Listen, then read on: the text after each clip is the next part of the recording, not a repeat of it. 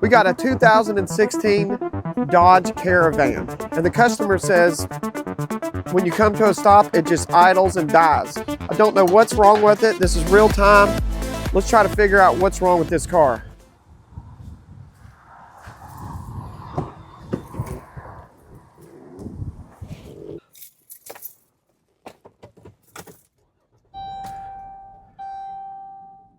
A little rough on startup. It feels like it's running pretty good right now. Okay, here's a note. 2016 Dodge Grand Caravan 3.6. Engine initially through a code P0113. Replace that sensor. Next through another code P0441. After replacing both sensors, the van stalled out while idling when stopping, but does not seem to do this in reverse. Interesting. All right, it's sitting here idling. I'm going to try to reproduce the issue and get my scan tool plugged up, see what's going on.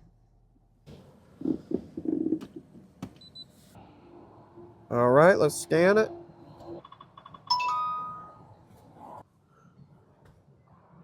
We got 4 in the PCM, 1 in the ABS, 1 in the occupant restraint, which is the airbag, 1 in the radio, and not sure what those are yet. Intake air temp high circuit pending. Evap purge, speed control switch performance, speed control switch 1 performance. Implausible data received from the ECM. Left side thorax. It's probably the seat belt or something. Okay, let me save these. Now that I've saved them, I'm going to clear them all out and I send them to my email. Yes. Okay, engine can't be running.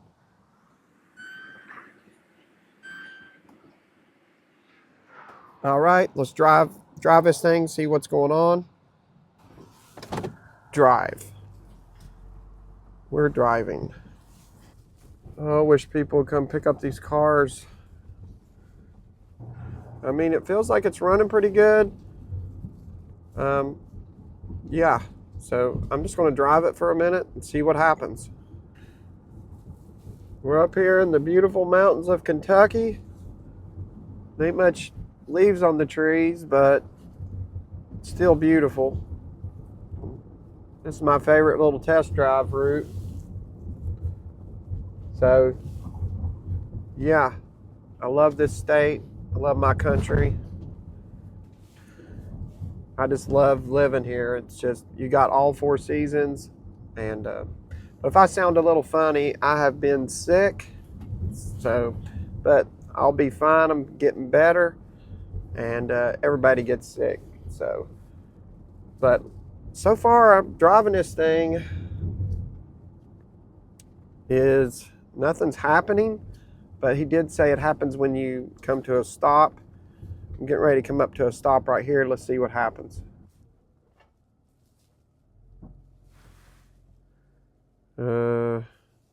Nothing. Okay. Coming to a stop.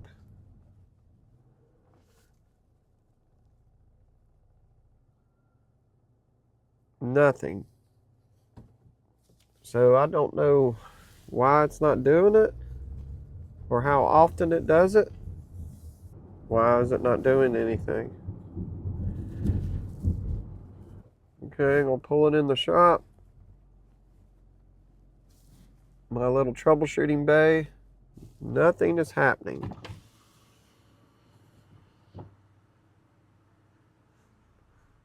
Oh, there it goes. It just quit.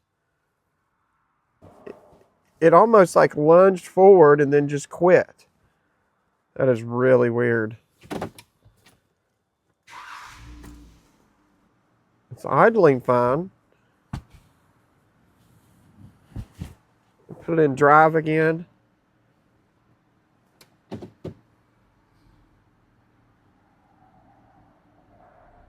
There it goes.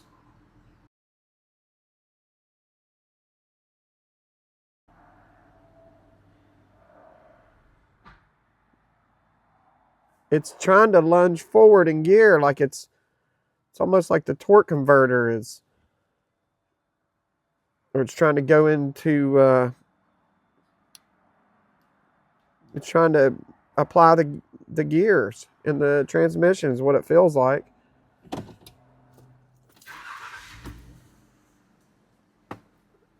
And when it's sat here and idles, it doesn't do anything. The customer also said it doesn't do it in reverse. Let's see if that's the case. Start it up. So he said it doesn't do it in reverse. So I'm going to put it in reverse.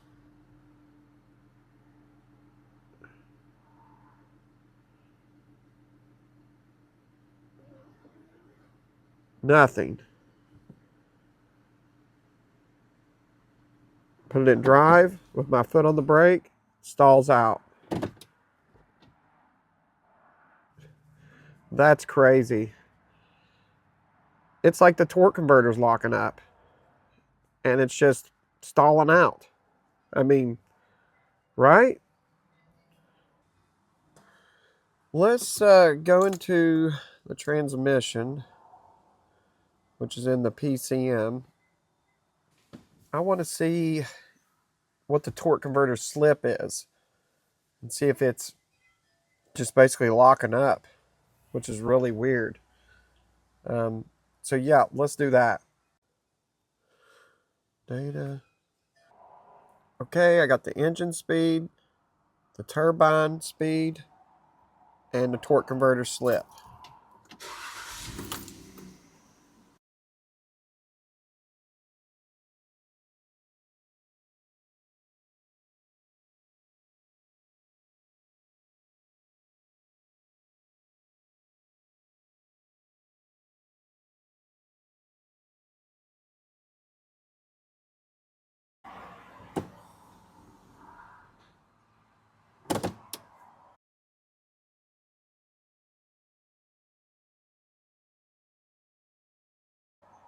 Wow.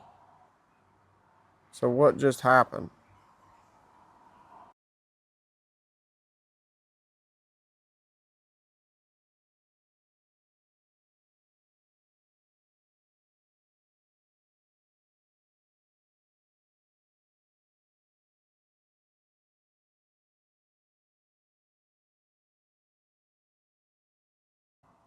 So the turbine speed went to 0 because it killed out. This is our recording. If you watch the torque converter right there, we back it up. It's slipping and boom, it just stopped. It goes to 0. I'm going to see if his torque converter's locking up when it shouldn't, when it's in drive. So I'm going to jack up the front wheels, put the brake on lightly, and see if when I put it in drive and put the brake on lightly, see if, if I don't have the brake on too hard, it should spin the wheels a little bit. And that will tell me for sure. It looks like it is according to the data, but I want to see more physical evidence. That way I will know exactly what's going on. So let's do that. Okay, I got the wheels off the ground. Let's see if this will give me some definitive proof.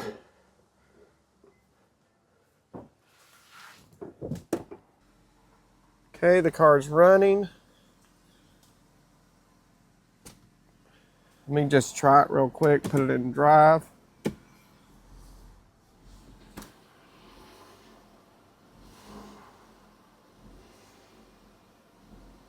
The wheels are spinning. So if I stop, it's starting to die. There it is. It's trying to slip. Yep. So if you watch this wheel and you watch that RPM drop, see that? It's trying to roll the brakes when it kills. That confirms a torque converter is trying to apply. Well, why is that? All right, I got the line pressure, the desired. Let's see what happens when I put it in drive. Let's graph it, combine it. Okay, I got my foot on the brake. I'm gonna put it in drive.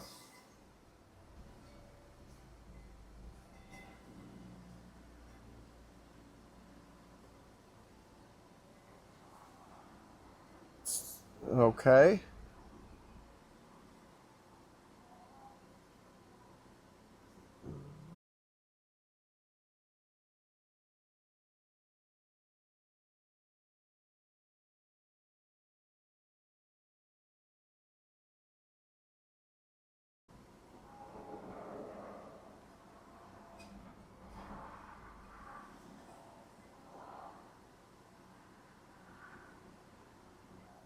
That's really interesting. So why is it desiring so much line pressure? That's weird. I don't understand why it's trying to desire, and every time it does, the engine is bogging down. So you can see the RPM of the engine's dropping in the purple. Interesting. Let me do some more research on this. Okay, so why is this thing desiring too much line pressure intermittently? I don't think they should be that much line pressure. Pretty sure Chrysler and idle and park is like 60 psi. I read on some forums just now that that's what it is, and it's, as you can see in the video, it's desiring more line pressure. I'm not sure exactly what's going on. This one's really got me stumped. It's going to take some studying of this system. I can't find the torque converter lockup clutch data pid. I don't know where that is on the scan tool. It's just, I've looked. I don't know. Maybe they call it something else. I'll have to, maybe Chrysler calls it something else. So before, I'm going to try to do some resets on this thing. I know I had a video before where it was on a town and country, and the actual transmission was flagging for an over line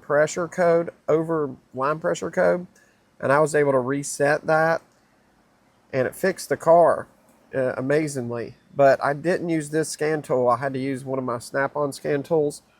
Let's see if I can reset it with this one while I got it plugged up, and just do some resets. I mean, that's better than, I do everything I can while I'm sitting in the car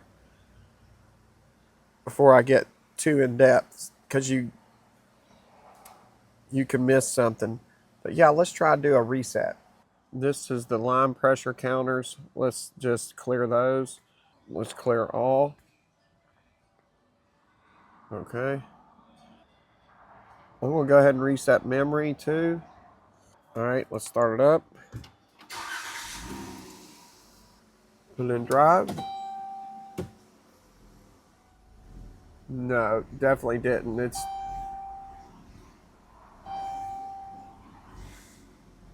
It's trying to kill again, so that didn't help. Okay, I got the Snap-on hooked up. We're going to try to do some resets on this one. Let's try to clear the line pressure counters with this tool. Clear all. Now let's see if it still does it. Yes, it's still wanting to die. I just can't figure out why this thing is desiring more line pressure than when you're come to a stop. And if you look, it's desiring it, and when the line pressure goes up, it's wanting to stall out. Because you can see that it's right on the 940 is when it desires. This is the desire. And then if you go over here to frame 940, it's just right past it. So this is happening first, and this is just before it. So it's shooting up line pressure, and I just have my foot on the brake and drive. And then it reacts right here at 940. Okay, I have another Dodge Grand Caravan out here, and we are going to plug up the scan tool and see if it's desiring line pressure like the one we have in there. This one's a 13. It's right here. So I'm going to plug the scan tool up to that and see what that one looks like and see if it matches what this one is doing, because I don't understand why it's trying to desire more line pressure than is needed. Okay, we're in the other vehicle. Okay, I'm in park, so it won't do it until I go to drive. Okay, now I'm going to come to a stop. See, I'm coasting now. It's going to 40. Now let's do a stop.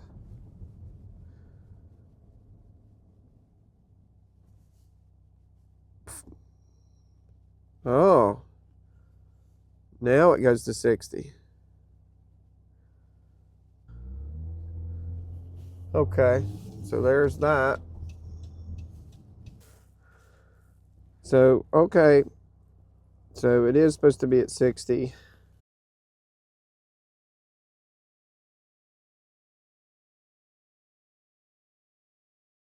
I'm back in the problematic car, or van, whatever. I notice when it's doing it, it's making a noise from the transmission. So I'll put it in drive.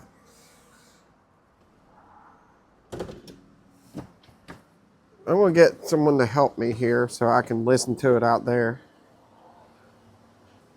Okay, now put it in drive.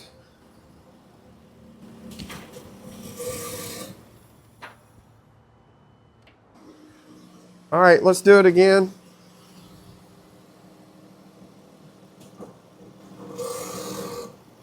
There it is. That noise is coming from the transmission.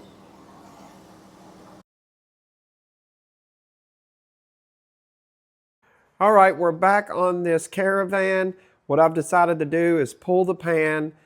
When I drove this thing, it's juddering also. So something's going on with this torque converter. I'm going to pull the pan, inspect the fluid, see if there's any metal in it, and go from there. I'm pretty sure that this torque converter is probably really messed up, and it may have put metal all through the pan, or it may have put metal all through the transmission. So let me see.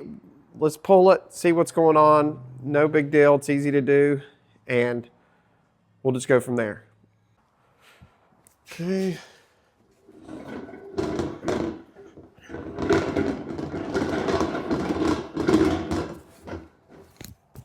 So here's the pan, the transmission pan. It does look like it may have been leaking a little. So, you know, is it low? Let's check that dipstick right up there. I don't know if that's even, that might just be a fill stick. Let's check. Well, it says for dealer use only on the top of the dipstick, right there. It won't really focus, so let me try to get that cap off. It's probably just a cap. Don't know why they won't let you use a dipstick. It is just ridiculous. So yeah, it's just a cap. That's what I suspected.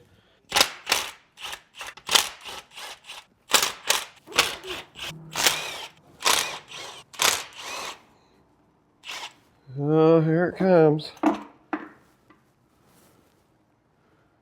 Oh, Lord.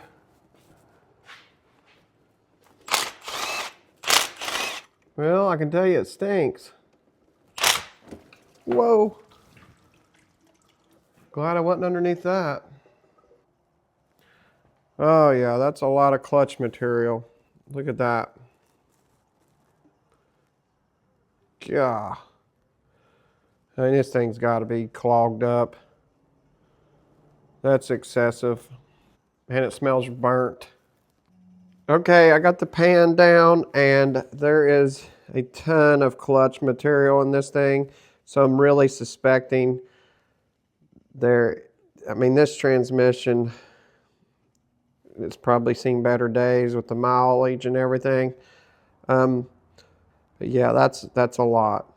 It's not metal, but it's clutch material, and it's excessive. That's when I see this, something's clogged up inside that transmission. You know, we could try a few things, but it's just going to be a problem forever. Yeah. Well, I talked to the customer and showed him what was in the pan, and he said, and I agree with him, he's like, let's just put a transmission in it. It has a bunch of miles. It's got all that corrosion in it. There's no sense in putting a torque converter or anything else in it, just hoping it's going to fix it. It's not. It needs something with lower mileage put in it, drive it for 5 more years, and good to go. So maybe there'll be a video on taking the transmission out. I don't know if I'm going to film that. Maybe not. Watch out for it. But I hope you enjoyed this video, and thanks for watching. I'll catch you guys on the next one.